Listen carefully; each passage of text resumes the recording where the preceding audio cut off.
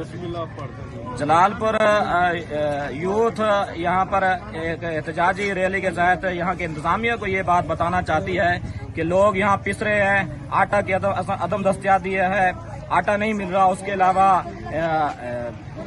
Urea खाद की अदम दस्तियाबी है, खाद नहीं मिल रही। तो जलालपुर के लोग और यहाँ की यूथ को लाचा कर की ऐसी जलालपुर से ये अपील करती है कि आप यहाँ इलाके का चक्कर लगाएं और ये चीज़ें लोगों को मुहैया करवाएं। बिस्मिल्लाहिर्रहमानिर्रहीम। अज असां किसानां दे हक च मुजाहरा करेंदे पे हैं ते असां हुकूमत तो मुतालबा करेंदे पे हैं कि यूरिया खाद जे भी खाद तुसां इतना के फराहम करो और जरा ओरिजिनल हुकूमत दा रेट दिता होया है उनदे उत्ते सख्त दिती वजे।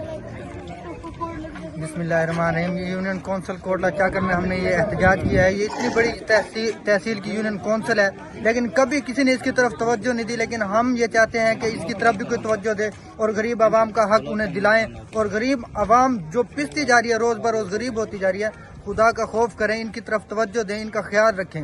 ये गरीब लोग भी इंसान है, कोई हैवान नहीं, जो इतना महंगा आटा खरीदते हैं। क्या इनके पास जो है ना अपना फालतू का पैसा तो नहीं, ये कमाते हैं, मेहनत करते हैं। मुझे हैरानगी होती है कि जो इतनी लाखों रुपए तनख्वाह लेते हैं, वो उनके पास तो वाफर मिकदार में आटा है। जो बेचारा 800 रुपए दिहाड़ी है जिस मजदूर की, उसके पास बिल्कुल आटा नहीं है।